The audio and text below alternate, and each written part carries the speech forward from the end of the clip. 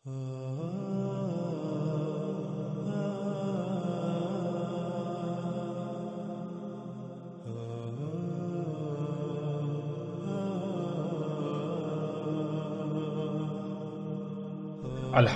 ہم مختلف پہلوں سے دجال پر کھل کر بات کر چکے۔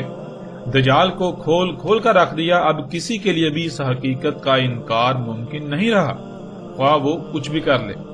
یہ حقیقت نہیں بدل سکتی کہ دجال انسان کے اپنے ہی ہاتھوں سے خلق کی ہوئی طرح طرح کی غیر معمولی ایجادات ہیں جنہیں وہ اپنے لیے مسیحا سمجھتا ہے، یعنی ان ایجادات کو اپنے لیے فائدہ مند، سہولتیں، آسائشیں اور آسانیاں وغیرہ سمجھتا ہے، انہیں ترقی سمجھتا ہے، لیکن حقیقت یہ نہیں ہے، بلکہ حقیقت اس کے بالکل برعکس ہے، جسے گزشتہ اقساط میں مختلف پہلوں سے واضح کر دیا گیا کہ یہ مسیحا نہیں بلکہ دجل ہے، یہ دجل عظیم ہے، یہ فساد عظیم ہے، جس کی وجہ سے آج دنیا پر طرح طرح کی تباہیاں مسلط ہو چکی ہیں، جن سے آج کوئی ایک بھی مخلوق محفوظ نہیں رہی اور محفوظ نہیں ہے، اور اسی کی وجہ سے یہی زمین ان قریب وہ جہنم بن جائے گی جس کا وعدہ انسانوں سے کیا گیا۔ ناظرین، اتنا کچھ کھلنے کے باوجود ہم مزید ایسے پہلو پر بھی بات کریں گے کہ جو لوگ اپنی جہالت کی بنا پر اب تک اپنی ضد پر قائم ہیں کہ یہ دجال نہیں، حالانکہ ان کے پاس ایک بھی دلیل نہیں ہے سوائے ضد، حسد، بغض اور دشمنی کے، لیکن ان لوگوں کی جہالت کو مد نظر رکھتے ہوئے، یا پھر وہ لوگ جو ابھی تک علماء نامی جہلاء امام الدجال طبقے کے دجل کا شکار ہیں، ان کے لیے اس جہالت یا اس طبقے کے دجل سے نکلنے میں آسانی ہو جائے، مزید ایسے پہلوں پر بات کریں گے۔ اس کے باوجود بھی اگر کوئی تسلیم نہیں کرتا تو ایسے لوگوں کے لیے اتمام حجت ہو جائے گی، کل روز محشر ان کے پاس کوئی بہانہ نہیں ہوگا۔ ناظرین، رسول اللہ صلی اللہ علیہ وآلہ وسلم نے کہا تھا کہ دجال اس وقت تک نہیں نکلے گا جب تک کہ قسطنطینیہ فتح نہیں ہو جاتا، جیسا کہ آپ سکرین پر روایت کو دیکھ سکتے ہیں۔ رسول اللہ صلی اللہ علیہ وآلہ وسلم نے کہا، نہیں نکلے گا دجال یہاں تک کہ فتح ہو جائے قسطنطینیہ۔ ناظرین، اس روایت کے علاوہ بھی کئی کتب روایات جنہیں کتب احادیث کہا جاتا ہے، ان میں ایسی روایات موجود ہیں جن میں رسول اللہ صلی اللہ علیہ وآلہ وسلم کے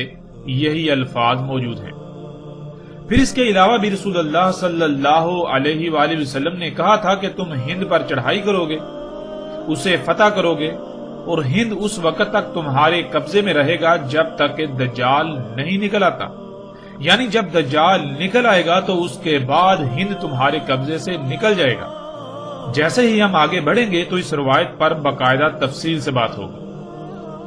ناظرین، ہم ان دونوں موضوعات پر بات کریں گے تاکہ حق مزید کھل کر واضح ہو جائے۔ اب سوالات یہ پیدا ہوتے ہیں کہ قسطنطینیہ کیا ہے، اور کیا قسطنطینیہ فتح ہو چکا یا پھر قسطنطینیہ نے فتح ہونا ہے؟ اگر تو قسطنطینیہ فتح ہو چکا تو پھر بلا شک و شبہ دجال کا خروج ممکن ہو چکا، اور اگر قسطنطینیہ فتح نہیں ہوا تو پھر دجال کے خروج کا تو سوال ہی پیدا نہیں ہوتا۔ پھر ناظرین، ہند کیا ہے؟ کیا ہند موجودہ بھارت یعنی انڈیا کو کہتے ہیں؟ کیا غزوہ ہند ہو چکا یا پھر مستقبل میں ہونا ہے؟ اگر غزوہ ہند ہو چکا تو کیا ہند فتح کے بعد قبضے میں رہا اور کب تک رہا؟ اور پھر کیا ہند قبضے سے نکل چکا؟ ان تمام سوالات سمیت باقی جتنے بھی ان موضوعات سے متعلق سوالات ہیں، ان سب کے جوابات ہم تفصیل کے ساتھ جانیں گے۔ ان تمام سوالات کے جوابات جاننے کے لیے پہلے ہم بات کرتے ہیں ہند کے موضوع پر۔ غزوہ ہند کے متعلق جو روایات ملتی ہیں، ان تمام روایات کو سامنے رکھتے ہوئے ان کی روشنی میں ہم اس موضوع پر تفصیل سے بات کرتے ہیں۔ سکرین پر اس وقت آپ روایت دیکھ رہے ہیں۔ ابو ہریرہ رضی اللہ تعالیٰ عنہ نے کہا کہ کہا رسول اللہ صلی اللہ علیہ وآلہ وسلم نے، اور یاد کیا ہند کو، پس کہا تمہاری فوج ہند پر چڑھائی کرے گی، اللہ ان پر کھول دے گا، یعنی ہند فتح ہو جائے گا، حتیٰ کہ وہ فوج آئے گی ان کے یعنی ہند کے بادشاہوں کے ساتھ زنجیروں میں جکڑے ہوئے لائے گی، اللہ ان کے ذنوب غفر کر دے گا، پس وہاں سے نکلنے کے وقت وہاں سے نکلیں گے تو شام میں ابن مریم کو پائیں گے۔ کہا ابو ہریرہ رضی اللہ تعالیٰ عنہ نے، اگر میں نے اس غزوہ کو پا لیا تو میں اپنا سب کچھ بیچ دوں گا اور اس غزوہ میں شامل ہو جاؤں گا۔ پس جب اللہ نے ہم پر کھول دیا یعنی ہمیں فتح دے دی اور میں واپس پلٹا تو پس میں آزاد ابو ہریرہ ہوں گا، آگے بڑھوں گا شام، پس پاؤں گا شام میں عیسیٰ ابن مریم علیہ السلام کو، پس مجھے حرص ہے کہ انہیں خبر دوں کہ میں آپ صلی اللہ علیہ وآلہ وسلم کا ساتھی تھا، اے اللہ کے رسول صلی اللہ علیہ وآلہ وسلم۔ پس رسول اللہ صلی اللہ علیہ وآلہ وسلم مسکرائے اور ہنسے، پھر کہا بہت دور بہت دور، یعنی اے ابو ہریرہ آپ اس غزوے کو ہی نہیں پا سکیں گے اور عیسیٰ ابن مریم علیہ السلام سے ملاقات تو بہت دور کی بات ہے۔ ناظرین، اس سے پہلے کہ ہم روایت پر بات کریں، ایک بات کا جان لینا بہت ضروری ہے، جو ایک ایسا جھوٹ ہے جو نہ صرف اس موضوع سے تعلق رکھتا ہے بلکہ وہ اتنا عام کیا گیا کہ اس جھوٹ نے اس موضوع کی ساری حقیقت کو چھپا کر رکھ دیا۔ وہ لفظ ہے غزوہ، جس کے معنی یہ بیان کیے جاتے ہیں کہ غزوہ اس جنگ کو کہتے ہیں جس میں رسول اللہ صلی اللہ علیہ وآلہ وسلم نے بذات خود بنفس نفیس شرکت کی ہو، یا پھر جس کی کمانڈ خود رسول اللہ صلی اللہ علیہ وآلہ وسلم نے کی ہو۔ لیکن حقیقت یہ ہے کہ یہ ایک ایسا بہت بڑا جھوٹ ہے جس کا حقیقت کے ساتھ دور دور تک کوئی تعلق نہیں، اس کا حقیقت کے ساتھ رائی برابر بھی تعلق نہیں۔ ناظرین، عربی کا لفظ غزوہ مجموعی طور پر 3 الفاظ کا مجموعہ ہے جنہیں آپ سکرین پر دیکھ سکتے ہیں۔ ان میں پہلا لفظ ہے غزا، دوسرا لفظ ہے زو اور تیسرا لفظ جو کہ ایک حرف پر مشتمل ہے جو کہ ساکت تے ہے۔ غزا کے معنی ہے آغاز کرنا، پہل کرنا، شروع یا ابتدا کرنا، اور زو کے معنی چڑھنا، چڑھائی کرنا وغیرہ، اور اس مقام کی طرف اشارہ کرتا ہے جس کے بارے میں بات کی جا رہی ہوتی ہے۔ اگر جس کے بارے میں بات کی جا رہی ہو اس کا نام آگے موجود ہو تو نہیں بلکہ تے کا استعمال ہوگا، تے استعمال کیا جائے گا، کیونکہ عربی میں تے براہ راست اس شے یا عوامل کے لیے استعمال ہوتی ہے جن کا ذکر کرنا مقصود ہو۔ اگر نام یا براہ راست اس شے کا ذکر نہ ہو تو محض اس کی طرف اشارہ کرنے کے لیے تے کی بجائے ساکت تے یعنی کا استعمال ہوگا۔ اب ناظرین، ان تینوں الفاظ کو جوڑ کر ایک لفظ بنایا جائے تو یہ بنے گا لفظ غزوہ، جس کے معنی ہے کسی پر چڑھائی کی ابتدا کرنا، چڑھائی کا آغاز کرنا، چڑھائی میں پہل کرنا۔ اور ناظرین، پھر ایک اور بات بھی یاد رکھیں کہ یہ لفظ تو عربی کا لفظ ہے جو محمد رسول اللہ صلی اللہ علیہ وآلہ وسلم کی بعثت سے قبل بھی استعمال ہوتا تھا، نہ کہ یہ لفظ محمد رسول اللہ صلی اللہ علیہ وآلہ وسلم کی بعثت کے بعد وجود میں آیا۔ جب یہ لفظ عربی کا ہے اور محمد علیہ السلام کی بعثت سے قبل بھی استعمال ہوتا تھا تو پھر ان لوگوں سے سوال ہے جو یہ کہتے ہیں اور اسے اپنا عقیدہ بنا چکے ہیں کہ غزوہ اسے کہتے ہیں جس میں رسول اللہ صلی اللہ علیہ وآلہ وسلم نے خود شرکت کی ہو یا جس جنگ کی کمانڈ خود رسول اللہ صلی اللہ علیہ وآلہ وسلم نے کی ہو۔ اگر یہی معنی ہے تو رسول اللہ صلی اللہ علیہ وآلہ وسلم کی بعثت سے قبل جب یہ لفظ استعمال ہوتا تھا تو وہاں اس کے معنی کیا لیے جائیں گے؟ تب تو رسول اللہ صلی اللہ علیہ وآلہ وسلم کی نہ بعثت ہوئی تھی اور نہ ہی ان کی پیدائش۔ ان کی پیدائش سے صدیاں قبل بھی یہ لفظ نہ صرف اپنا وجود رکھتا تھا بلکہ استعمال ہوتا رہا۔ ناظرین، آگے بڑھنے سے پہلے لفظ غزوہ کے معنی کو ذہن میں رکھنا بہت ضروری ہے۔ اگر اس سے اعراض کیا جائے گا، اس سے منہ موڑا جائے گا تو آپ حق کو سمجھنے کے بجائے الٹا اپنے پہلے سے اخذ کیے ہوئے نظریات سے باہر نہیں نکل سکیں گے اور حق کی پہچان بالکل ناممکن ہو جائے گی۔ اب آتے ہیں اس روایت کی طرف۔ ناظرین، اس روایت کی بنیاد پر آج آپ کو یہ بات اکثر سننے کو ملے گی جو کہ آج ایک عقیدے و نظریے کی حیثیت اختیار کر چکی ہے کہ جو گروہ یا فوج غزوہ ہند کرے گی یعنی ہند پر چڑھائی کرے گی، وہی گروہ لوگ یا فوج یہاں سے فتوحات کرتے ہوئے شام جائیں گے، اور جب شام پہنچیں گے وہ گروہ شام پہنچے گا تو وہاں عیسیٰ ابن مریم علیہ السلام کو پائیں گے۔ عیسیٰ ابن مریم علیہ السلام چونکہ آخر الزمان میں قرب قیام الساعت آئیں گے اس لیے غزوہ ہند بھی ابھی مستقبل میں ہونا ہے۔ ناظرین، یہ ایک بہت ہی خطرناک عقیدہ ہے جس کی نہ تو کوئی بنیاد ہے اور نہ ہی اس میں ایک رائے برابر بھی حقیقت ہے۔ اس کے باوجود غزوہ ہند کے نام پر آج تک نہ صرف دھوکہ دیا جاتا رہا بلکہ آج بھی دھوکہ دیا جا رہا ہے۔ بلا شک و شبہ اس روایت میں ایسا تاثر ملتا ہے کہ جو لوگ غزوہ ہند کریں گے وہی شام میں عیسیٰ ابن مریم علیہ السلام کو پائیں گے، یعنی یہ ایک ہی گروہ ہے، لیکن حقیقت کیا ہے؟ جیسے ہی ہم آگے بڑھیں گے تو حقیقت کھل کر سامنے آ جائے گی۔ وہ ایک نہیں بلکہ الگ الگ دو گروہ ہیں۔ اب ناظرین، سب سے پہلی بات یہ ہے کہ غزوہ ہند کرنے والے کون ہوں گے؟ کیا کوئی تنظیم ہوگی، کوئی جماعت یا گروہ ہوگا؟ کچھ لوگوں کا غزوہ ہند کے نام پر گروہ وغیرہ ہوگا یا پھر کوئی فوج ہوگی؟ تو اس سوال کا جواب صراحت کے ساتھ اسی روایت میں موجود ہے کہ وہ ایک جیش ہوگی، جیسا کہ سکرین پر آپ ان الفاظ کو دیکھ سکتے ہیں۔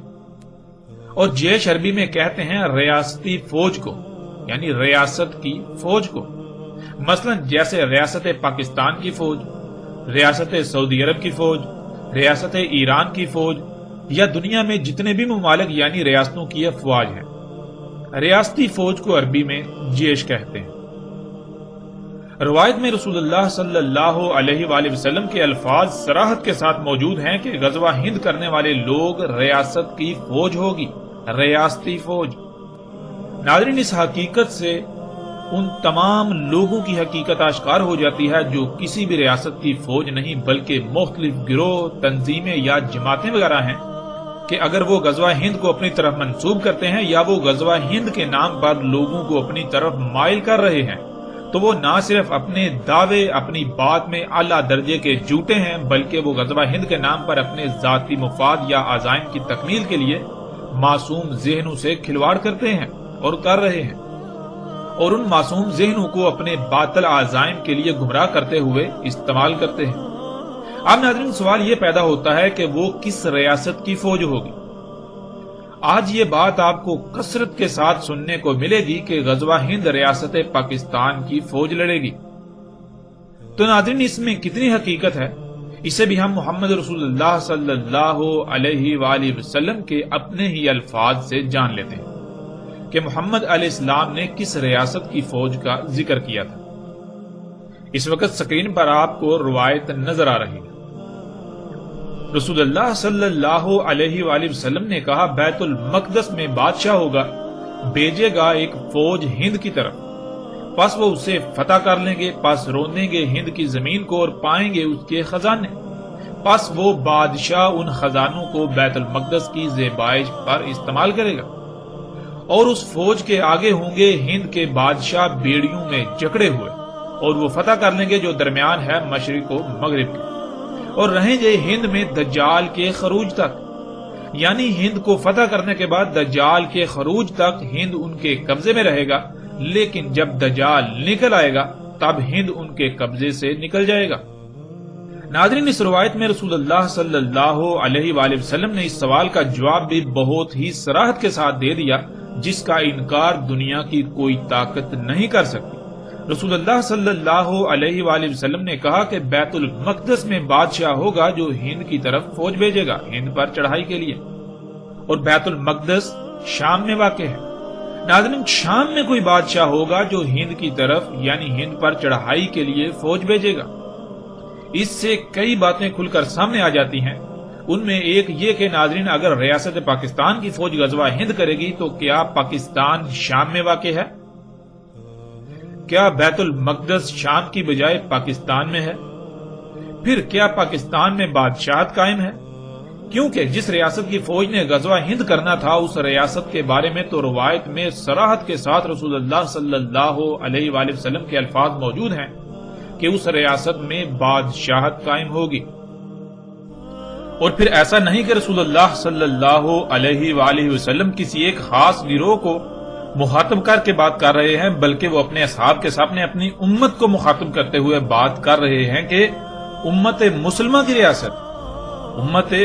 ریاست اس وقت بادشاہت میں بدل چکی ہوگی، اور ریاست اسلام کا بادشاہ ہند پر چڑھائی کے لیے فوج بھیجے گا۔ یعنی ایسا بالکل نہیں ہے کہ اسلام کے نام پر کئی ریاستیں وجود میں آ چکی ہوں گی، یعنی کئی ممالک وجود میں آ چکے ہوں گے جن میں جمہوریت نامی نظام قائم ہوگا یا کچھ میں بادشاہت وغیرہ قائم ہوگی اور ان میں سے کسی ریاست کا سربراہ ہند پر چڑھائی کے لیے فوج بھیجے گا، ایسا قطعاً نہیں کہا۔ بلکہ رسول اللہ صلی اللہ علیہ وآلہ وسلم نے اپنے امتیوں کے سامنے پوری امت کو مخاطب کرتے ہوئے کہا تھا کہ بیت المقدس میں بادشاہ ہوگا، یعنی تمہاری ریاست جو اس وقت نبوی ہے، ایک وقت آئے گا جب یہ نبوی طرز کی بجائے بادشاہت میں بدل جائے گی، اور اس وقت اس کا دارالخلافہ شام ہوگا، اور بیت المقدس شام میں ریاست اسلامیہ کا بادشاہ فوج کو ہند پر چڑھائی کے لیے بھیجے گا۔ ناظرین، اب حقیقت آپ کے سامنے ہے۔ پھر یہاں ایک اور سوال ان لوگوں سے بھی ہے جو یہ عقیدہ و نظریہ رکھتے ہیں کہ ہند کو فتح کرنے والا گروہ فتوحات کرتے ہوئے شام پہنچے گا تو وہاں عیسیٰ ابن مریم علیہ السلام کو پائے گا۔ اگر ایسا ہے تو پھر وہ گروہ شام کو کس سے فتح کرے گا؟ کیا اسی بادشاہ سے؟ روایت میں تو صراحت کے ساتھ یہ مذکور ہے، رسول اللہ صلی اللہ علیہ وآلہ وسلم کے یہ الفاظ موجود ہیں کہ شام سے فوج آئے گی ہند پر چڑھائی کرنے کے لیے، یعنی شام پہلے ہی قبضے میں ہوگا، نہ صرف قبضے میں ہوگا بلکہ وہ ریاست کا دارالخلافہ ہوگا، وہ اسلامی ریاست کا دارالخلافہ ہوگا۔ ایسا نہیں ہوگا کہ ہند سے شام کی طرف فوج جائے گی، اس لیے ایسے لوگوں کو بھی اپنی اصلاح کرنے کی ضرورت ہے جو ایسے عقائد و نظریات کے ساتھ جی رہے ہیں کہ وہ ایک ہی گروہ ہوگا جو پہلے ہند فتح کرے گا، پھر فتوحات کرتے ہوئے شام پہنچے گا تو وہاں عیسیٰ ابن مریم علیہ السلام کو پائے گا۔ ایسا قطعاً نہیں ہونے والا، نہ ہوگا اور نہ ہی ہونے والا ہے۔ ناظرین، پیچھے یہ بات ہو چکی کہ ایسا نظریہ پیچھے بیان کردہ روایت کو نہ سمجھنے کی وجہ سے وجود میں آیا، لیکن اس کی حقیقت کیا ہے؟ اب ہم آتے ہیں اس کی طرف کہ کیا وہ ایک ہی گروہ ہوگا جو ہند کو فتح کرے گا اور وہی گروہ فتوحات کرتے ہوئے شام پہنچے گا تو وہاں پر عیسیٰ ابن مریم علیہ السلام کو پائے گا؟ کیونکہ اگر ایک ہی گروہ ہوگا تو بلا شک و شبہ غزوہ ہند مستقبل میں ہوگا، کیونکہ جب ایک ہی گروہ ہوگا، اسی گروہ کی عیسیٰ ابن مریم علیہ السلام سے ملاقات ہوگی تو پھر ظاہر ہے عیسیٰ ابن مریم علیہ السلام تو مستقبل میں قرب قیام الساعہ آنا ہے، اس لیے پھر غزوہ ہند بھی مستقبل میں ہی ہوگا۔ ناظرین، حقیقت یہ ہے کہ وہ ایک گروہ نہیں بلکہ دو الگ الگ گروہ ہوں گے، اور ایسا کیوں سمجھ لیا گیا کہ وہ ایک ہی گروہ ہوگا؟ اس کی حقیقت پر بھی بات کرتے ہیں، جیسا کہ آپ سکرین پر روایت کو دیکھ سکتے ہیں۔ ابو ہریرہ رضی اللہ تعالیٰ عنہ نے کہا کہ کہا رسول اللہ صلی اللہ علیہ وآلہ وسلم نے اور یاد کیا ہند کو، پس کہا تمہاری فوج ہند پر چڑھائی کرے گی، اللہ ان پر کھول دے گا، یعنی ہند فتح ہو جائے گا، حتیٰ کہ وہ فوج آئے گی ان کے یعنی ہند کے بادشاہوں کے ساتھ، زنجیروں میں جکڑے ہوئے لائے گی انہیں، اللہ ان کے ذنوب غفر کر دے گا۔ پس وہاں سے نکلنے کے وقت وہاں سے نکلیں گے تو شام میں ابن مریم کو پائیں گے۔ کہا ابو ہریرہ رضی اللہ تعالیٰ عنہ نے اگر میں نے اس غزوہ کو پا لیا تو میں اپنا سب کچھ بیچ دوں گا اور اس غزوہ میں شامل ہو جاؤں گا۔ پس جب اللہ نے ہم پر کھول دیا یعنی ہمیں فتح دے دی اور میں واپس پلٹا تو پس میں آزاد ابو ہریرہ ہوں گا، آگے بڑھوں گا شام، پس پاؤں گا شام میں عیسیٰ ابن مریم علیہ السلام کو۔ پس مجھے حس ہے کہ انہیں خبر دوں کہ میں آپ صلی اللہ علیہ وآلہ وسلم کا ساتھی تھا، اے اللہ کے رسول صلی اللہ علیہ وآلہ وسلم، یعنی اے عیسیٰ ابن مریم علیہ السلام۔ پس رسول اللہ صلی اللہ علیہ وآلہ وسلم مسکرائے اور ہنسے، پھر کہا بہت دور بہت دور، یعنی اے ابو ہریرہ آپ اس غزوے کو نہیں پا سکیں گے اور عیسیٰ ابن مریم علیہ السلام سے ملاقات تو بہت دور کی بات ہے۔ ناظرین، اب اس روایت سے بظاہر ایسا لگتا ہے کہ وہ ایک ہی گروہ ہوگا، اسی وجہ سے ابو ہریرہ رضی اللہ تعالیٰ عنہ بھی اس غلط فہمی کا شکار ہو گئے تھے۔ اسی غلط فہمی کا شکار ہوتے ہوئے انہوں نے بھی یہی سمجھا کہ وہ ایک ہی گروہ ہوگا جو ہند پر چڑھائی کرے گا اور وہی گروہ شام میں عیسیٰ ابن مریم کو پائے گا۔ لیکن جب ابو ہریرہ رضی اللہ تعالیٰ عنہ نے اپنی خواہش کا اظہار کیا رسول اللہ صلی اللہ علیہ وآلہ وسلم کے سامنے تو رسول اللہ صلی اللہ علیہ وآلہ وسلم نے کیا جواب دیا، اس سے حقیقت بالکل کھل کر واضح ہو جاتی ہے۔ ابو ہریرہ رضی اللہ تعالیٰ عنہ کے الفاظ کو دیکھیے اور پھر رسول اللہ صلی اللہ علیہ وآلہ وسلم کے جواب۔ کہا ابو ہریرہ رضی اللہ تعالیٰ عنہ نے اگر میں نے اس غزوہ کو پا لیا تو میں اپنا سب کچھ بیچ دوں گا اور اس غزوہ میں شامل ہو جاؤں گا۔ پس جب اللہ نے ہم پر کھول دیا یعنی ہمیں فتح دے دی اور میں واپس پلٹا تو پس میں آزاد ابو ہریرہ ہوں گا، آگے بڑھوں گا شام، پس پاؤں گا شام میں عیسیٰ ابن مریم علیہ السلام کو، پس مجھے حرص ہے کہ انہیں خبر دوں کہ میں آپ یعنی محمد علیہ السلام کا ساتھی تھا، اے اللہ کے رسول عیسیٰ ابن مریم علیہ السلام۔ پس رسول اللہ صلی اللہ علیہ وآلہ وسلم مسکرائے اور کہا بہت دور بہت دور، یعنی جب رسول اللہ صلی اللہ علیہ وآلہ وسلم نے ہند کو یاد کرتے ہوئے غزوہ ہند یعنی ہند پر چڑھائی کرنے کا ذکر کیا اور آگے عیسیٰ ابن مریم علیہ السلام کا بھی ذکر کیا تو ابو ہریرہ رضی اللہ تعالیٰ عنہ غلط فہمی کا شکار ہو گئے اور وہ یہ سمجھ بیٹھے کہ ایک ہی گروہ ہوگا جو ہند پر چڑھائی کرے گا اور وہی گروہ جب شام پہنچے گا تو وہاں عیسیٰ ابن مریم علیہ السلام کو پا لے گا۔ اور پھر جب ابو ہریرہ رضی اللہ تعالی عنہ نے رسول اللہ صلی اللہ علیہ وآلہ وسلم کے سامنے اپنی اس خواہش کا اظہار کیا کہ ان کی خواہش ہے کہ وہ اس غزوہ کو پا لیں، اس میں اگر وہ بچ جائیں زندہ بچ جائیں اور پھر جب شام پہنچے تو وہاں وہ عیسیٰ علیہ السلام سے ملاقات کریں، ان کو پا لیں۔ تو رسول اللہ صلی اللہ علیہ وآلہ وسلم کو اس بات کا علم ہو گیا، یہ علم ہو گیا کہ ابو ہریرہ رضی اللہ تعالی عنہ غلط فہمی کا شکار ہو گئے ہیں اور وہ یہ سمجھ رہے ہیں کہ وہ ایک ہی گروہ ہوگا۔ تو اس وقت رسول اللہ صلی اللہ علیہ وآلہ وسلم نے ان کی یہ غلط فہمی دور کرنے کے لیے اپنی اس بات کی مزید وضاحت کر دی کہ وہ ایک نہیں بلکہ دو مختلف گروہ ہوں گے، اور وہ ایک ہی وقت نہیں بلکہ مختلف اوقات میں وہ گروہ ہوں گے، جیسا کہ آپ سکرین پر روایت کو دیکھ رہے ہیں۔ رسول اللہ صلی اللہ علیہ وآلہ وسلم نے کہا میری امت سے دو گروہوں کو اللہ نے آگ سے آزاد کر دیا، ایک جسے آگ سے آزاد کیا وہ ہند پر چڑھائی کرے گا، اور دوسرا گروہ وہ جو ہوگا عیسیٰ ابن مریم علیہ السلام کے ساتھ۔ ناظرین، جب ابو ہریرہ رضی اللہ تعالی عنہ پر یہ بات واضح ہو گئی کہ وہ ایک نہیں دو الگ الگ گروہ ہوں گے تو اس کے بعد ابو ہریرہ رضی اللہ تعالیٰ عنہ کے ایسے الفاظ نہیں ملتے کہ جس سے یہ بات ثابت ہو کہ اس کے بعد بھی ابو ہریرہ رضی اللہ تعالیٰ عنہ نے اپنی اسی خواہش کا ذکر کیا ہو، اسی خواہش کا اظہار کیا ہو۔ ابو ہریرہ رضی اللہ تعالیٰ عنہ نے صرف رسول اللہ صلی اللہ علیہ وآلہ وسلم کے سامنے اس وقت اپنی اس خواہش کا اظہار کیا جب رسول اللہ صلی اللہ علیہ وآلہ وسلم نے ہند کا ذکر کرتے ہوئے، ہند کو یاد کرتے ہوئے غزوہ ہند کا ذکر کیا اور ابن مریم سے شام میں ملاقات والی بات کی، اور رسول اللہ صلی اللہ علیہ وآلہ وسلم کو اسی وقت ادراک ہو گیا کہ ابو ہریرہ رضی اللہ تعالیٰ عنہ یہ سمجھ رہے ہیں کہ وہ ایک ہی گروہ ہوگا جو غزوہ ہند میں شریک ہوگا اور اس کے بعد شام میں ابن مریم سے ملے گا۔ اسی وجہ سے رسول اللہ صلی اللہ علیہ وآلہ وسلم نے اس کی وضاحت کر دی کہ وہ ایک گروہ نہیں بلکہ وہ دو الگ الگ گروہ ہوں گے، جیسا کہ پیچھے بیان کردہ روایت میں آپ دیکھ چکے ہیں۔ اور اس کے بعد ابو ہریرہ رضی اللہ تعالیٰ عنہ کے جو بھی الفاظ ملتے ہیں ان میں یہی ملتا ہے کہ ابو ہریرہ رضی اللہ تعالیٰ عنہ نے اس کے بعد کبھی بھی ابن مریم علیہ السلام سے ملاقات کی خواہش کا اظہار نہیں کیا، بلکہ وہ صرف غزوہ ہند میں شمولیت کی خواہش کا شدت سے اظہار کیا کرتے تھے،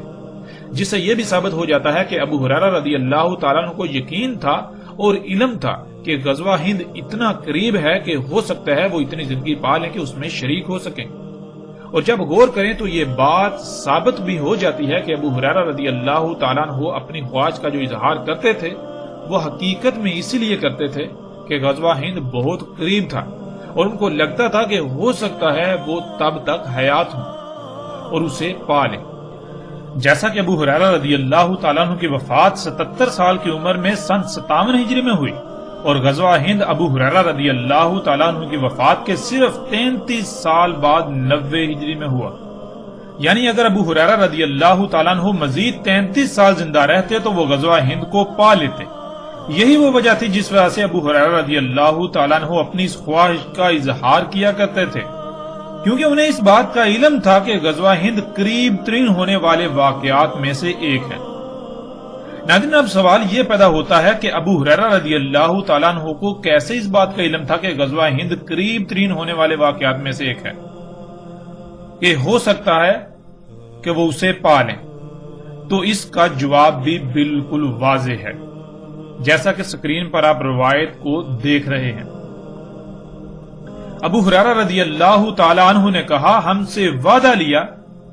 یا وعدہ کیا رسول اللہ صلی اللہ علیہ وآلہ وسلم نے غزوہ ہند یعنی ہند پر چڑھائی کرنے کا، بس اگر میں نے اسے پا لیا خرچ کروں گا اس میں اپنی جان اور اپنے مال کو، بس اگر قتل ہو گیا تو ہوں گا افضل الشہداء سے، اور اگر واپس پلٹا میں ہوں گا آزاد کر دیا گیا ابو ہریرہ، یعنی جہنم کی آگ سے آزاد کر دیا گیا۔ ناظرین، اس روایت میں بالکل صراحت کے ساتھ واضح ہے کہ ابو ہریرہ رضی اللہ تعالیٰ عنہ یہ کہہ رہے ہیں کہ رسول اللہ صلی اللہ علیہ وآلہ وسلم نے ان سے ہند پر چڑھائی کرنے کا وعدہ لیا۔ مطلب یہ کہ رسول اللہ صلی اللہ علیہ وآلہ وسلم اپنے اصحاب کو یہ بتا رہے ہیں کہ ہند پر چڑھائی تمہاری زندگیوں میں ہی ہوگی، تو اس وقت تک تم میں سے جو زندہ رہے تو وہ وعدہ کرے کہ ہند پر چڑھائی کرنے والوں میں شامل ہوگا، شمولیت اختیار کرے گا۔ پھر کئی روایات ایسی ہیں جن میں رسول اللہ صلی اللہ علیہ وآلہ وسلم کے واضح ترین الفاظ موجود ہیں کہ رسول اللہ صلی اللہ علیہ وآلہ وسلم نے کہا تھا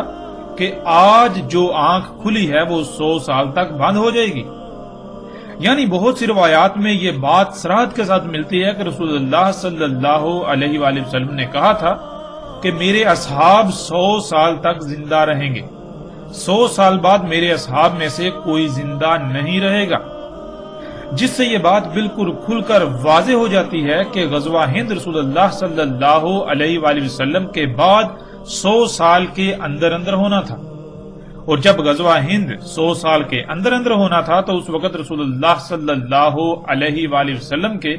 کئی اصحاب کا زندہ ہونا اور اس میں شرکت کرنا بھی لازم تھا۔ ناظرین، یہ وہ وجہ تھی جس وجہ سے ابو ہریرہ رضی اللہ تعالیٰ عنہ نے غلط فہمی دور ہونے کے بعد کبھی بھی عیسیٰ ابن مریم علیہ السلام سے ملاقات کی خواہش کا اظہار نہیں کیا، بلکہ الٹا اس کے برعکس غزوہ ہند میں شمولیت کا شدت سے اظہار کیا کرتے تھے،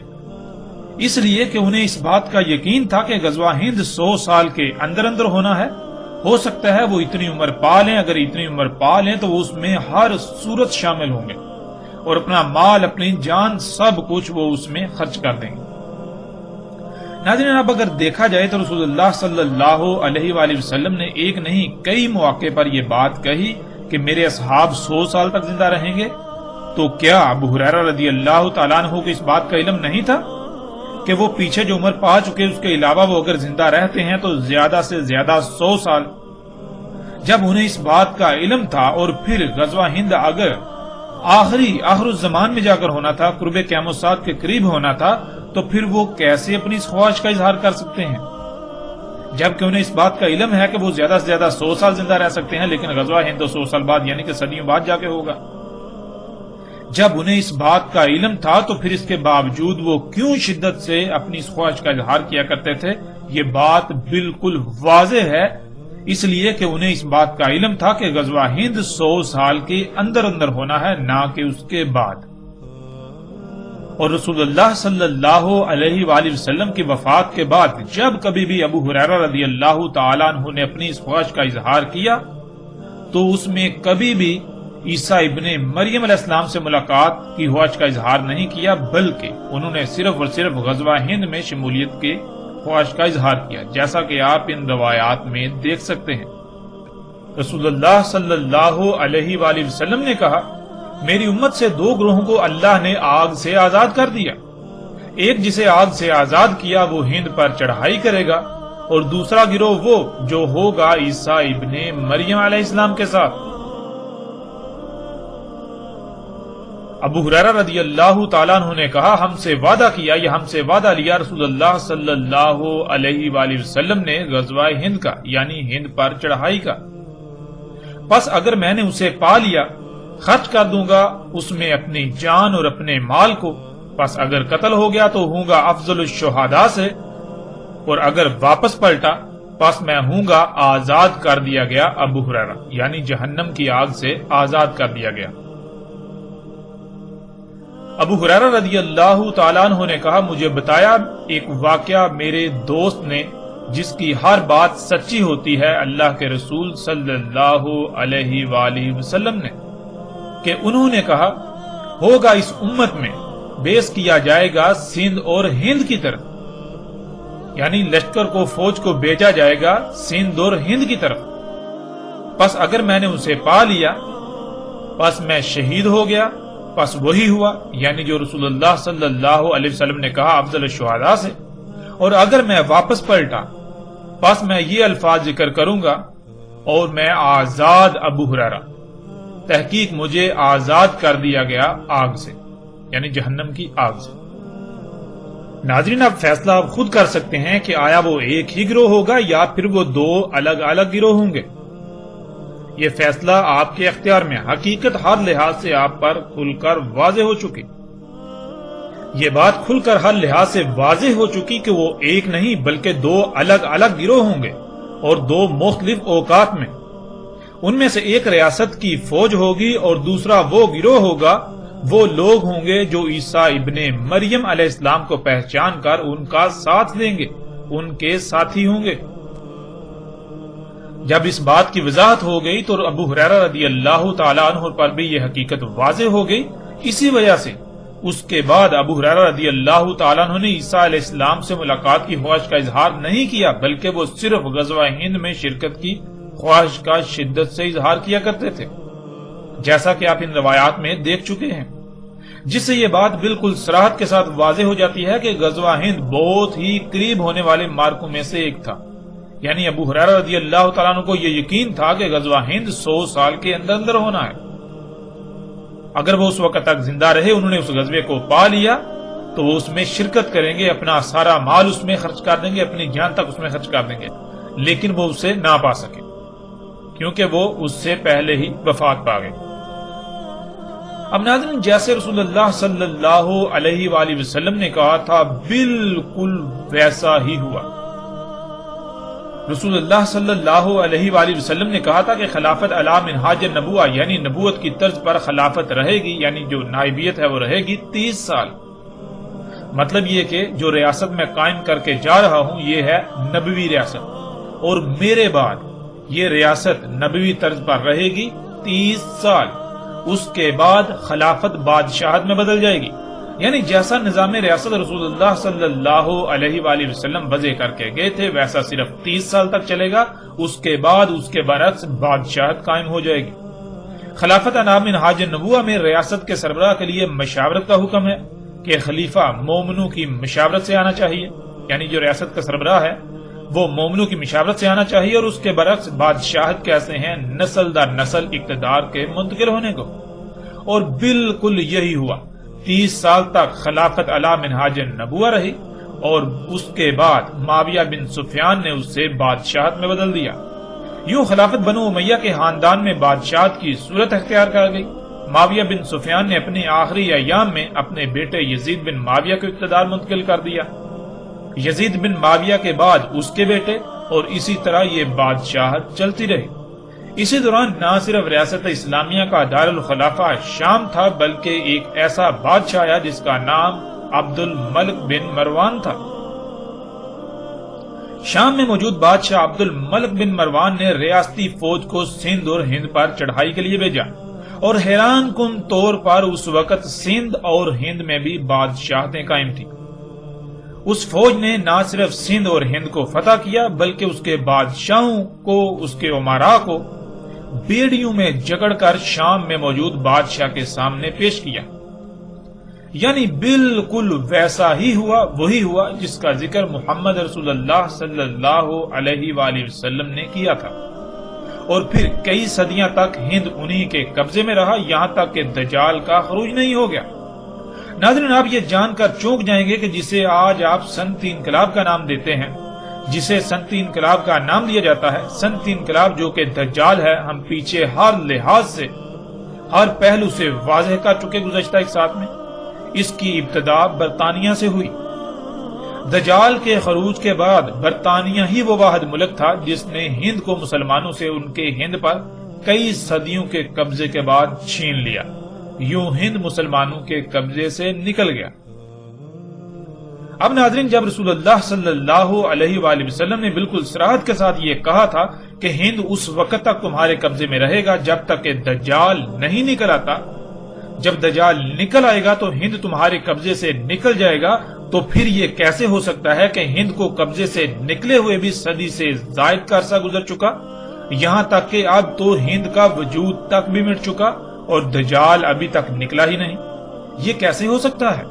کیا نعوذ باللہ محمد اللہ کے رسول جھوٹے تھے؟ کیا انہوں نے جھوٹ کہا تھا؟ کیا انہوں نے جھوٹ کہا تھا کہ ان کی بات پوری نہ ہوئی؟ کیونکہ جب ہند کو قبضے سے نکلے ہوئے بھی ایک صدی سے زائد کا عرصہ گزر چکا تو پھر دجال کیوں نہ نکلا؟ رسول اللہ صلی اللہ علیہ وآلہ وسلم کے الفاظ کے مطابق تو دجال ہند کے قبضے سے نکلنے سے پہلے نکلنا تھا، دجال کا خروج ہند قبضے سے نکلنے سے پہلے ہونا تھا۔ ہند قبضے سے نکلے صدی سے زائد عرصہ گزر چکا، لیکن سب کے سب خود کو مومن و مسلم کہلوانے والے آج بھی دجال کے انتظار میں ہیں۔ آخر ایسا کیوں؟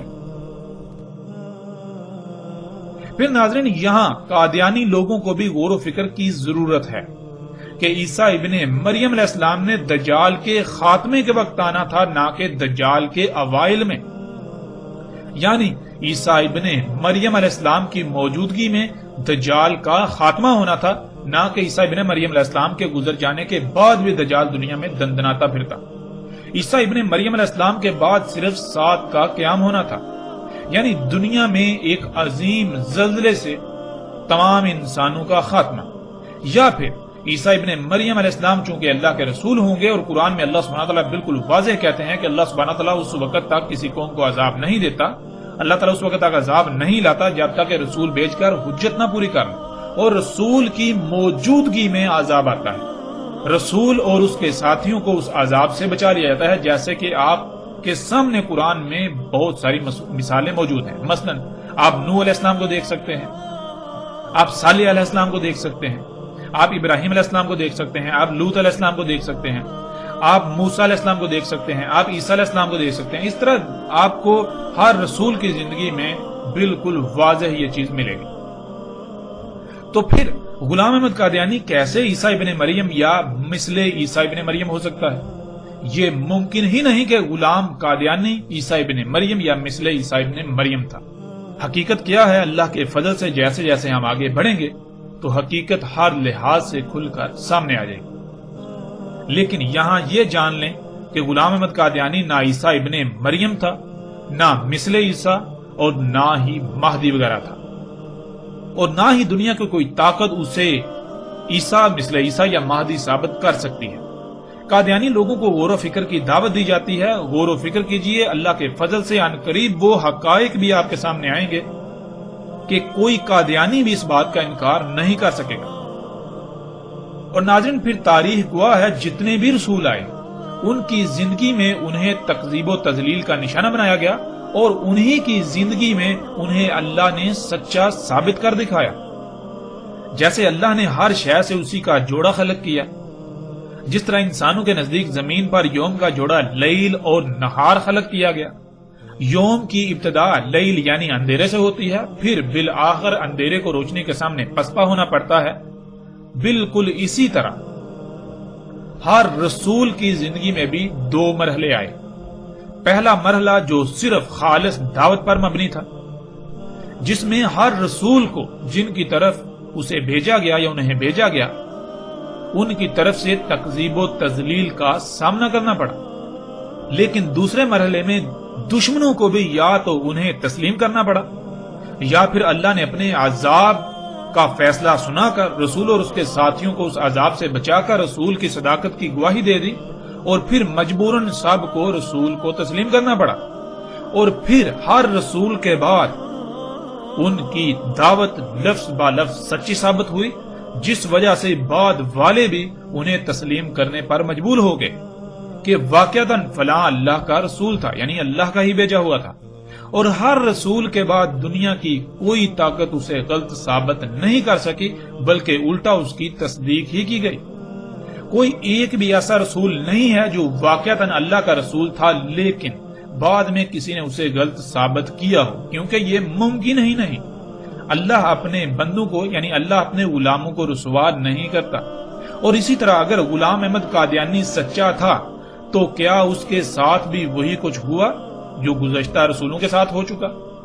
ایسا قطعاً نہیں ہوا۔ جیسے جیسے ہم آگے بڑھیں گے تو ہم اللہ کے فضل سے، اللہ کی کتاب سے ایسے ایسے حقائق سامنے لائیں گے کہ دنیا کا کوئی ایک بھی قادیانی ان حقائق کو جٹلا نہیں سکے گا، ان کا رد نہیں کر سکے گا، خواہ وہ کچھ بھی کر لے، خواہ کچھ بھی ہو جائے۔ اور پھر اگر غلام احمد قادیانی اللہ کا رسول تھا تو پھر اسے بھی کوئی جھوٹا ثابت نہیں کر سکتا، لیکن اگر ایسا ہو جاتا ہے تو غلام احمد قادیانی اللہ کا رسول نہیں بلکہ کذاب ثابت ہوگا، جو کہ وہ تھا۔ اور اللہ کے فضل سے ان قریب حقیقت آپ خود جان لیں گے جسے دنیا کا کوئی ایک بھی قادیانی غلط ثابت نہیں کر سکے گا اور نہ ہی اس حقیقت کا رد کر سکے گا، کیونکہ جس کا رد ہو سکے وہ حق ہی کہاں ہوا؟ حق تو ہوتا ہی وہ ہے جس کا کوئی رد ہی نہ ہو۔ ناظرین، ہم ایک بار پھر ان لوگوں کو مخاطب کرتے ہوئے یہ بات واضح کر رہے ہیں جو یہ کہتے ہیں کہ غزوہ ہند ابھی مستقبل میں ہونا ہے، اور وہ لوگ غزوہ ہند کے دعوے دار ہیں، یا وہ جو یہ دعوے کرتے ہیں کہ غزوہ ہند پاکستانی فوج لڑے گی۔ یہ نہ صرف بہت بڑا جھوٹ ہے بلکہ یہ ایک ایسا دھوکہ ہے جو کہ دجل عظیم ہے، کیونکہ آپ اس روایت میں دیکھ سکتے ہیں جب ابو ہریرہ رضی اللہ تعالیٰ عنہ نے غزوہ ہند کا ذکر کیا تو کیا کہا؟ ابو ہریرہ رضی اللہ تعالیٰ عنہ نے کہا، مجھے بتایا ایک واقعہ میرے دوست نے جس کی ہر بات سچی ہوتی ہے، اللہ کے رسول صلی اللہ علیہ وآلہ وسلم نے۔ انہوں نے کہا، ہوگا اس امت میں، یعنی غزوہ ہند اس امت میں ہوگا، بیس کیا جائے گا سندھ اور ہند کی طرف، یعنی سندھ اور ہند کی طرف لشکر بھیجا جائے گا، فوج بھیجی جائے گی۔ پس اگر میں نے پا لیا اسے، پس میں شہید ہو گیا، پس وہی ہوا، یعنی جو رسول اللہ صلی اللہ علیہ وآلہ وسلم نے کہا تھا کہ میں افضل الشہداء میں سے ہوں گا۔ اور اگر میں واپس پلٹا پس میں یہ الفاظ ذکر کروں گا، اور میں آزاد ابو ہریرہ، تحقیق مجھے آزاد کر دیا گیا آگ سے۔ ناظرین، پہلی بات تو یہ کہ غزوہ ہند ریاستی فوج نے کرنا تھا، اور جب غزوہ ہند ہونا تھا تو اس وقت ایک ہی اسلامی ریاست نے ہونا تھا۔ اس ریاست کا دارالخلافہ شام ہونا تھا، اور اس وقت اسلامی ریاست میں بادشاہت ہونا تھی۔ بیت المقدس شام میں موجود ریاست اسلامیہ کے سربراہ یعنی بادشاہ نے ریاستی فوج کو سندھ اور ہند پر چڑھائی کے لیے بھیجنا تھا۔ پھر اس وقت سندھ اور ہند میں بھی بادشاہتیں ہونا تھی۔ سندھ اور ہند کے بادشاہوں کو اس فوج نے بیڑیوں میں جکڑ کر بیت المقدس شام میں بادشاہ کے سامنے پیش کرنا تھا۔ اور سب سے بڑی بات یہ، اس غزوہ کا محمد رسول اللہ صلی اللہ علیہ وآلہ وسلم کے بعد 100 سال کے اندر اندر ہونا تھا۔ بالکل 100% یہ ماضی میں ہو چکا، جیسے رسول اللہ صلی اللہ علیہ وآلہ وسلم نے کہا، بالکل عین اسی طرح ہوا، عین اسی طرح یہ ہو چکا۔ ناظرین، جو لوگ غزوہ ہند پاکستان سے کروانے کے دعوے دار ہیں وہ جان بوجھ کر یہ باتیں چھپا دیتے ہیں کہ غزوہ ہند کرنے والی فوج نے ہند پر چڑھائی کرنے سے پہلے سندھ پر چڑھائی کرنا تھی۔ اس فوج نے سندھ اور ہند کے باہر عرب سے آنا تھا، اور پاکستان تو بذات خود ماضی کے سندھ اور ہند کے علاقوں پر مشتمل ریاست ہے۔ آج تک یہ عام عوام کو اتنے عظیم دھوکے میں مبتلا کر کے اپنے ذاتی مفاد اور اپنے خود ساتہ عزائم پورے کرنے کی غرض سے محمد رسول اللہ صلی اللہ علیہ وآلہ وسلم کی ذات پر جھوٹ باندھتے رہے، بہتان عظیم باندھتے رہے، لیکن انہیں بالکل بھی شرم نہ آئی، انہیں بالکل بھی احساس نہ ہوا کہ یہ کتنا بڑا جرم کر رہے ہیں۔ محمد رسول اللہ صلی اللہ علیہ وآلہ وسلم نے اپنی طرف جھوٹ منسوب کرنے والوں کو سخت ترین عذاب کی بشارت سنائی تھی، لیکن ان لوگوں کو اس کی پرواہ کیوں کر ہوگی؟ کیونکہ ان کی حقیقت تو آپ پر پہلے ہی گزشتہ ایک ساتھ میں بالکل واضح ہو چکی، کھل چکی کہ یہ لوگ امام الدجال ہیں، وہ لوگ جنہوں نے آج تک دجال پر پردہ ڈالے رکھا۔ یہ لوگ دجال کے لیے ڈھال بنے رہے اور دجال کو انسانوں کے لیے مسیحا بنا کر پیش کرتے رہے۔ اور پھر ناظرین، ان تمام کے تمام لوگوں کو بھی سوچنا چاہیے اس سے پہلے کہ دیر ہو جائے، وقت ہاتھ سے نکل جائے، جو غزوہ ہند کے نام پر مختلف دھوکہ بازوں کے چنگل میں پھنسے ہوئے ہیں، جو ان کے دجل کا شکار ہو کر ان کے مذموم مقاصد کو پروان چڑھانے میں اعلی کار بن رہے ہیں، جان لو ہر لحاظ سے حق تم پر واضح ہو چکا۔ آج تم حق سے اعراض تو کر سکتے ہو، لیکن کل کو تمہارے پاس کوئی عذر نہ ہوگا۔ آج وقت ہے، فیصلہ تمہارے اپنے ہاتھ میں ہے۔ اپنی آنکھیں کھولو اس سے پہلے کہ وہ وقت آ جائے جب سوائے پچھتاوے کے کچھ نہ رہے۔ اور پھر یہ بھی جان لیں کہ رسول اللہ صلی اللہ علیہ وآلہ وسلم نے جس وقت کہا تھا، اس وقت ہند مشرکین کے قبضے میں تھا، اور اس وقت ہند اپنا وجود رکھتا تھا۔ اب جب کہ رسول اللہ صلی اللہ علیہ وسلم یہ کہہ رہے ہیں کہ تم ہند پر چڑھائی کرو گے، تو پھر یہ ذہن میں رکھیں کہ جب بھی ہند پر چڑھائی ہوگی، یعنی کہ جب پہلی بار جب ہند پر یعنی کہ جب ریاست اسلام کی طرف سے ہند پر چڑھائی ہوگی تو اس کا ذکر کیا جا رہا ہے۔ ہرگز ایسا نہیں کہا رسول اللہ صلی اللہ علیہ وسلم نے کہ تم ہند پر چڑھائی کرو گے، اس کے بعد ہند فتح کر لو گے، پھر تم ہند میں رہو گے اس وقت تک جب تک ہند تمہارے قبضے سے نکل نہیں جاتا۔ پھر جب ہند تمہارے قبضے سے نکلے گا پھر وہ مختلف ٹکڑوں میں تقسیم ہو جائے گا، یعنی ممالک میں تقسیم ہو جائے گا۔ تو ہند جو ہے وہ سری لنکا، بنگلہ دیش، نیپال، انڈیا اور پاکستان، ان ممالک کی صورت میں تقسیم ہو جائے گا۔ تو اس وقت تم جو ہے ان میں سے جو انڈیا نامی خطہ ہے اس پر چڑھائی کرو گے، ایسا قطعاً کہیں بھی رسول اللہ صلی اللہ علیہ وآلہ وسلم نے نہیں کہا۔ آج ہند کا وجود ہی نہیں، آج ہند کا وجود ہی نہیں ہے۔ دنیا کا نقشہ اٹھا کر دیکھیں تو دنیا کے نقشے سے آپ کو ہند نہیں ملے گا، آپ کو پاکستان ملے گا، آپ کو انڈیا ملے گا، آپ کو نیپال ملے گا، آپ کو سری لنکا ملے گا، آپ کو بنگال ملے گا، بنگلہ دیش ملے گا۔ تو ناظرین، آج پہلی بات تو یہ کہ ہند کا وجود ہی ختم ہو چکا۔ رسول اللہ صلی اللہ علیہ وآلہ وسلم نے ہند پر چڑھائی کا کہا تھا، نہ کہ بنگلہ دیش یا انڈیا یا نیپال یا سری لنکا کا کہا۔ ہند کا آج وجود ختم ہو چکا، جو کچھ ہونا تھا وہ ماضی میں ہو چکا۔ آج وہ لوگ جو غزوہ ہند کے نام پر معصوم ذہنوں سے کھلواڑ کر رہے ہیں، وہ اپنے دعوے میں، اپنی بات میں انتہائی اعلیٰ درجے کے جھوٹے ہیں، کذاب ہیں۔ ان کے دھوکے میں مت آئیے، حقیقت ہم نے ہر لحاظ سے آپ کے سامنے رکھ دی۔ اس کے باوجود بھی اگر آپ شخصیات سے متاثر ہیں، انہیں اپنا الہ بنانا چاہتے ہیں، آپ مختلف گروہوں سے متاثر ہیں، آپ اپنی ہی خواہشات کی تباہ کرنا چاہتے ہیں، تو پھر آپ کے لیے رستہ کھلا ہے، آپ جو جی میں آئے کریں، جو جی چاہے کریں۔ لیکن یہ جان لیں، حق آپ کے سامنے کھل چکا۔ کل کو آپ کے لیے کوئی ایک بھی بہانہ یہ نہیں ہوگا کہ آپ کو فلاں نے گمراہ کر دیا، آپ فلاں کے جانسے میں آ گئے۔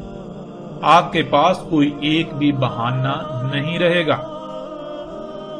اب اس موضوع کے آخر میں ان تمام لوگوں سے سوال کیا جاتا ہے کہ جب رسول اللہ صلی اللہ علیہ وآلہ وسلم کے الفاظ کے عین مطابق سندھ اور ہند پر چڑھائی ہوئی، اسے فتح کیا گیا، وہ صدیوں تک مسلمانوں کے قبضے میں رہا، بالآخر وہ قبضے سے نکل گیا۔ جب قبضے سے نکلا تو ہند کا وجود ختم ہو گیا، پھر وہ ہند نہیں رہا۔ اور رسول اللہ صلی اللہ علیہ وآلہ وسلم نے کہا تھا کہ ہند تمہارے قبضے سے اس وقت تک نہیں نکلے گا جب تک کہ دجال نہیں نکلا تھا۔ دجال کے نکلنے کے بعد ہند تمہارے قبضے سے نکلے گا۔ تو غور کریں، ہند قبضے سے نکلے ہوئے ایک صدی سے زائد کا عرصہ گزر چکا، یہاں تک کہ ہند کا وجود ہی مٹ چکا۔ تو پھر دجال کہاں گیا؟ کیا رسول اللہ صلی اللہ علیہ وآلہ وسلم نے جھوٹ کہا تھا؟ قطعاً نہیں، قطعاً نہیں، قطعاً نہیں۔ رسول اللہ صلی اللہ علیہ وآلہ وسلم نے ایک ایک بات سچ کہی تھی، اور الحمدللہ اللہ کے فضل سے ہم نے اللہ کے رسول محمد علیہ السلام کی ایک ایک بات کی تصدیق کر دی اور ایک ایک بات کی تصدیق کر رہے ہیں۔